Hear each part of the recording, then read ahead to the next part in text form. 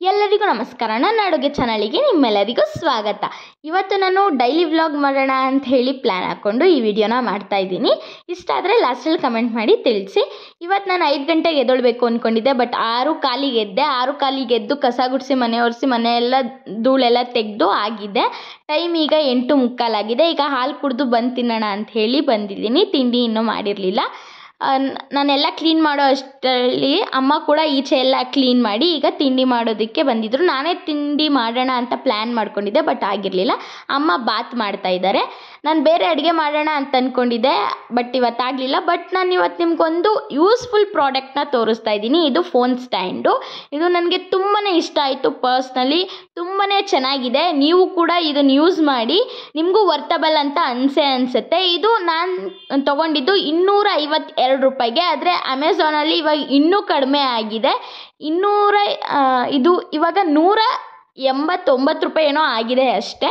ನೀವು ಕೂಡ ಇವಾಗಲೇ ಹೋಗಿ ಬೇಗ ಪರ್ಚೇಸ್ ಮಾಡಿ. ನಿಮಗೆ ಬೇಕಂದರೆ ಇನ್ಸ್ಟಾಗ್ರಾಮಲ್ಲಿ DM ಮಾಡಿ, ನಾನು ನಿಮಗೆ ಲಿಂಕ್ ಕಳಿಸ್ಕೊಡ್ತೀನಿ. ಇನ್ಸ್ಟಾಗ್ರಾಮ್ ಅಕೌಂಟ್ ಡೀಟೇಲ್ಸ್ ನಾನು ಡಿಸ್ಕ್ರಿಪ್ಷನಲ್ಲಿ ಹಾಕಿರ್ತೀನಿ. ಇನ್ಸ್ಟಾಗ್ರಾಮ್ ಲಿಂಕ್ನ ನೀವು ಅದರಲ್ಲಿ ಓಪನ್ ಮಾಡಿ ನನಗೆ ಮೆಸೇಜ್ ಮಾಡ್ಬೋದು. ನಾನಿವಾಗ ಇದು ಪ್ರಾಡಕ್ಟ್ನ ಓಪನ್ ಮಾಡಿ ತೋರಿಸ್ತಾ ಇದ್ದೀನಿ. ಇದು 3-in-1 ಸ್ಟ್ಯಾಂಡ್ ಅಂತ. ಇದು ತುಂಬಾ ಚೆನ್ನಾಗಿದೆ, ತುಂಬಾ ಯೂಸ್ಫುಲ್ ಆಗುತ್ತೆ ಪ್ರತಿಯೊಬ್ಬರು ವಿಡಿಯೋ ಮಾಡೋರಿಗೆ, ಅಥವಾ ಫೋನ್ನ ಹಾಗೆ ಇಟ್ಕೊಂಡು ಏನಾದರೂ ಕ್ಲಾಸ್ ಮಾಡಬೇಕು ಅಂದರೆ ಅವರಿಗೆಲ್ಲ ತುಂಬಾ ಯೂಸ್ ಆಗುತ್ತೆ. ಫೋನ್ನ ಯಾವ ರೀತಿ ಬೇಕೋ ಆ ರೀತಿ ಅಡ್ಜಸ್ಟ್ಮೆಂಟ್ ಮಾಡ್ಕೋಬೋದು ನೀವಲ್ಲಿ.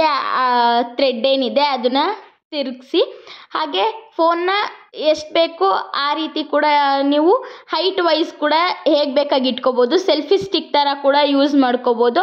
ಹಾಗೆ ಸ್ಟ್ಯಾಂಡ್ ಮೇಲೆ ಇಟ್ಟು ಕೂಡ ನೀವು ವಿಡಿಯೋ ಮಾಡೋದಕ್ಕೆ ಯೂಸ್ ಮಾಡ್ಬೋದು. ಈ ರೀತಿಯಾಗಿ ಅದು ಕೆಳಗಡೆ ಓಪನ್ ಆಗುತ್ತೆ. ಈ ರೀತಿಯಾಗಿ ಸ್ಟ್ಯಾಂಡ್ ಥರ ಇಟ್ಟು ಕೂಡ ಯೂಸ್ ಮಾಡ್ಕೋಬೋದು. ನಮಗೆ ಯಾವ ರೀತಿ ಬೇಕು ಫೋನ್ನ ಆ ರೀತಿ ತಿರುಗಿಸ್ಕೊಳ್ಳಬಹುದು.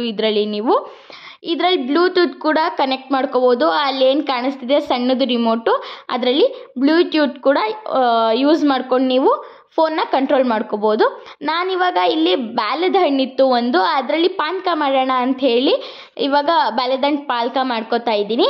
ಇದು ಮಧ್ಯಾಹ್ನದ ಟೈಮ್ ಆಗೋಗಿತ್ತು ಅಷ್ಟರಲ್ಲೇ, ಅದಕ್ಕೋಸ್ಕರ ಇವಾಗ ಮಾಡ್ತಾ ಇದ್ದೀನಿ ನಾನು. ಮಧ್ಯಾಹ್ನ ತಂಪಾಗಿರುತ್ತೆ, ಬಿಸಿಲು ಬೇರೆ ಇತ್ತು ಹೊರಗಡೆ, ಅದಕ್ಕೆ ಹಂಗಾಗಿ ಮಾಡ್ಕೋತಾ ಇದ್ದೀನಿ. ನಾನು ಇಲ್ಲಿ ಬೆಲ್ಲನ ಯೂಸ್ ಮಾಡ್ಕೋತಾ ಇದ್ದೀನಿ. ಕೆಲವರು ಸಕ್ಕರೆ ಕೂಡ ಯೂಸ್ ಮಾಡ್ತಾರೆ. ನೀವು ಬೆಲ್ಲ ಯೂಸ್ ಮಾಡ್ತೀನಿ ಅಂದರೆ ಅತಿಯಾಗಿ ಕಸಿ ಬೆಲ್ಲ ಅಥವಾ ಕಪ್ಪು ಬೆಲ್ಲ, ಆಯುರ್ವೇದಿಕ್ ಬೆಲ್ಲ ಅಂತೆಲ್ಲ ಬರುತ್ತೆ, ಆ ರೀತಿ ಬೆಲ್ಲನ ತೊಗೊಂಡು ಯೂಸ್ ಮಾಡೋದಕ್ಕೆ ಪ್ರಯತ್ನ ಪಡಿ. ಈ ರೀತಿ ನಾರ್ಮಲ್ ಬೆಲ್ಲಕ್ಕಿಂತ ನಮ್ಮ ಮನೇಲಿ ಇರಲಿಲ್ಲ ಅದು ಇವಾಗ ಸದ್ಯಕ್ಕೆ, ಅದಕ್ಕೆ ಇದೇ ಬೆಲ್ಲನ ನಾನು ಯೂಸ್ ಮಾಡ್ತಾಯಿದ್ದೀನಿ. ನಾನು ಪ್ರತಿ ಸಲ ಏನೇ ಕೆಲಸ ಮಾಡಬೇಕಾದ್ರೂ ಅಡುಗೆ ಮನೇಲಿ ಇದೇ ರೀತಿ ನಾನು ಪದೇ ಕ್ಲೀನ್ ಮಾಡ್ಕೊಂಡೇ ಮಾಡ್ಕೊತೀನಿ.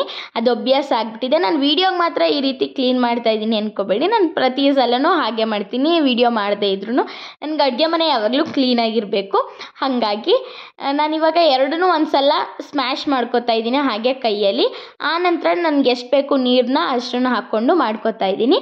ಇದೇ ರೀತಿ ವಿಡಿಯೋ ನಿಮ್ಗೆ ಇಷ್ಟ ಆದರೆ ನನಗೆ ಕಮೆಂಟ್ ಮಾಡಿ ತಿಳಿಸಿ. ಇದೇ ರೀತಿ ವಿಡಿಯೋ ಮಾಡ್ಕೊಂಡು ಹೋಗ್ತೀನಿ. ಇಲ್ಲಾಂದರೆ ಬರೀ ಅಡುಗೆ ಮಾತ್ರ ತೋರಿಸಿ ಅಂತ ಹೇಳಿದ್ರೆ ಆ ರೀತಿ ಕೂಡ ಬೇಕಾದರೂ ನಾನು ವಿಡಿಯೋ ಮಾಡ್ಕೊಂಡು ಹೋಗ್ತೀನಿ. ನಿಮ್ಗೆ ಯಾವ ರೀತಿ ಇಷ್ಟ ಆಯಿತು ನನ್ನ ವಿಡಿಯೋ ಅಂತ ಹೇಳಿ ನನಗೊಂದು ಸಲ ಕಮೆಂಟ್ ಮಾಡಿ ತಿಳಿಸಿ. ಈ ವಿಡಿಯೋ ಇಷ್ಟ ಆದರೆ ಅದನ್ನು ಕಮೆಂಟ್ ಮಾಡಿ ತಿಳಿಸಿ ಮರಿಬೇಡಿ. ಹಾಗೆ ನನ್ನ ಚಾನಲ್ನ ಸಬ್ಸ್ಕ್ರೈಬ್ ಆಗಿ ಇದೇ ರೀತಿ ಸಿಂಪಲ್ ಅಡುಗೆಗಳಿಗೆ ನನ್ನ ಚಾನಲ್ನ ಯಾವಾಗಲೂ ನೋಡ್ತಾ ಇರಿ. ಹಾಗೆ ಇನ್ಸ್ಟಾಗ್ರಾಮಲ್ಲಿ ಕೂಡ ಫಾಲೋ ಮಾಡಿ. ಇನ್ಸ್ಟಾಗ್ರಾಮ್ ಅಕೌಂಟ್ನ ಡಿಸ್ಕ್ರಿಪ್ಷನಲ್ಲಿ ಹಾಕಿರ್ತೀನಿ. ಇವಾಗ ಇದನ್ನು ನಾನು ಪಾನಕಗೆ ಚೆನ್ನಾಗಿ ಮಿಕ್ಸ್ ಮಾಡ್ಕೊತಾ ಇದ್ದೀನಿ. ಚೆನ್ನಾಗಿ ಮಿಕ್ಸ್ ಮಾಡಿಕೊಂಡ್ರೆ ಒಂದ್ಸಲ ಬೆಲ್ಲ ಎಲ್ಲ ಕರ್ಗೋ ಥರ ಪಾನಕ ರೆಡಿ ಆಗುತ್ತೆ. ನಿಮಗೆ ಯಾವುದಾದ್ರೂ ಹೊಸ ಡಿಶ್ಗಳು ಬೇಕಿದ್ದರೆ, ನಿಮ್ಗೆ ಯಾವುದಾದ್ರೂ ಗೊತ್ತಿಲ್ಲದಿರೋ ಡಿಶ್ಶು ನನಗೆ ಕಮೆಂಟ್ ಮಾಡಿ ತಿಳಿಸಿ. ಅದನ್ನು ಹೇಗೆ ಮಾಡೋದು ಅಂತೇಳಿ ನಾನು ಖಂಡಿತವಾಗ್ಲೂ ನಿಮಗೆಲ್ಲ ಹೇಳ್ಕೊಡ್ತೀನಿ. ಈಗ ಇದು ಪಾನಕ ರೆಡಿಯಾಗಿದೆ. ನೀವು ಕೂಡ ಇದೇ ರೀತಿ ಪಾನಕನ ಟ್ರೈ ಮಾಡಿ ನೋಡಿ. ಹಾಗೆ ಇದಕ್ಕೆ ಹಾಗೆ ಬೆಲ್ಲ ಕೂಡ ಹಾಕ್ಕೊಂಡು ತಿನ್ಬೋದು ಅಥವಾ ಸಕ್ಕರೆ ಹಾಕ್ಕೊಂಡು ತಿನ್ಬೋದು. ನೀವು ಬಾಳೆಕಾಯಿ ಹಣ್ಣಾಗಿಲ್ಲ ಕಾಯಿದೆ ಅಂದರೆ ಅದನ್ನೆಲ್ಲ ಚೆನ್ನಾಗೆ ತುರಿದ್ಬಿಟ್ಟು ಬಾಳೆಕಾಯಿನ ಉಪ್ಪು ಖಾರ ಹಾಕ್ಕೊಂಡು ತಿಂದರೆ ನಿಜವಾಗ್ಲೂ ಟೇಸ್ಟ್ ತುಂಬಾ ಚೆನ್ನಾಗಿರುತ್ತೆ. ಬಿಸಿಲು ಟೈಮ್ ಇದ್ದಾಗ ಮಧ್ಯಾಹ್ನದ ಹೊತ್ತು ನಿಂಬೆಹಣ್ಣು ಜ್ಯೂಸ್ ಅಥವಾ ಈ ರೀತಿ ಯಾವುದಾದ್ರೂ ಹಣ್ಣಿನ ಜ್ಯೂಸು ಅಥವಾ ಮಜ್ಜಿಗೆ ಕುಡಿದ್ರೆ ದೇಹಕ್ಕೆ ತಂಪಾಗಿರುತ್ತೆ. ತುಂಬಾ ಒಳ್ಳೆಯದು ಕೂಡ ಮಜ್ಜಿಗೆ ಕುಡಿದ್ರೆ.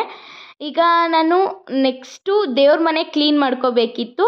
ಫುಲ್ಲೆಲ್ಲ ದೇವ್ರ ಮನೆಯಲ್ಲಿ ದೇವ್ರ ಸಾಮಾನೆಲ್ಲ ತೆಗೆದು, ದೇವ್ರ ಫೋಟೋ ಎಲ್ಲ ತೆಗೆದು, ಟೈಲ್ಸ್ ಎಲ್ಲ ಒರೆಸಿ ಕ್ಲೀನ್ ಮಾಡಿದೆ. ಅದಕ್ಕೆ ಒಂದು 2 hours ಹಿಡಿತು ನನ್ನ ತಲೆ ಎಲ್ಲ ಸ್ನಾನ ಮಾಡ್ಕೊಬಂದು ಕ್ಲೀನ್ ಮಾಡೋ ಅಷ್ಟರಲ್ಲಿ. ಸ್ವಲ್ಪ ನಾನು ತಲೆ ಸ್ನಾನ ಮಾಡಿದ್ರಿಂದ ಒಂದು 3 ಗಂಟೆ 4 ಗಂಟೆ ಟೈಮಲ್ಲಿ ನನಗೆ ಸ್ವಲ್ಪ ಕೋಲ್ಡ್ ರೀತಿ ಕೂಡ ಆಗೋಯಿತು. ಅದಕ್ಕಾಗಿ ನಾನು ಏನೂ ಅಡುಗೆ ಮಾಡೋದಕ್ಕೆ ಆಗಲಿಲ್ಲ. ದೇವ್ರ ಮನೆ ಕ್ಲೀನ್ ಮಾಡಾದ್ಮೇಲೆ ಮಾಡೋಣ ಅಂದ್ಕೊಂಡಿದ್ದೆ ನಾನು. ಅದಕ್ಕೆ ಅಮ್ಮನೇ ಅಡುಗೆ ಮಾಡ್ತಾಯಿದ್ರು, ಮಶ್ರೂಮ್ ಸಾಂಬಾರು ಮಾಡ್ತಾಯಿದ್ರು.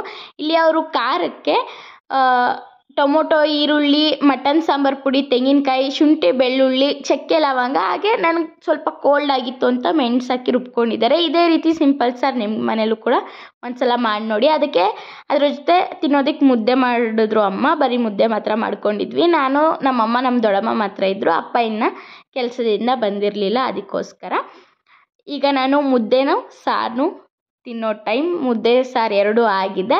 ಈಗ ನಂಗೆ ಹುಷಾರಿಲ್ಲದೆ ಇರೋ ಕಾರಣ ನಾನು ಬೇಗ ತಿಂದು ಮಲ್ಕೊಳ್ಳಿ ಅಂದ್ಬಿಟ್ಟು ಅಮ್ಮ ಫಸ್ಟೇ ನನಗೆ ಹಾಕ್ಕೊಟ್ಬಿಟ್ರು. ನಾನು ಮಲಗೋ ಅಷ್ಟರಲ್ಲಿ ಹತ್ತತ್ರ 9 o'clock ಆಗಿತ್ತು. ಈ ವಿಡಿಯೋ ನಿಮ್ಗೆ ಇಷ್ಟ ಆದರೆ ಇದೇ ರೀತಿ ಸಿಂಪಲ್ ವಿಡಿಯೋಗಳಿಗೆ ನನ್ನ ಚಾನಲ್ನ ನೋಡ್ತಾ ಇರಿ. ಹಾಗೆ ನನ್ನ ಚಾನಲ್ ಸಬ್ಸ್ಕ್ರೈಬ್ ಮಾಡಿ. ಮುಂದಿನ ವಿಡಿಯೋದೊಂದಿಗೆ ನಾನು ನಿಮ್ಮೆಲ್ಲರಿಗೂ ಸಿಗ್ತೀನಿ.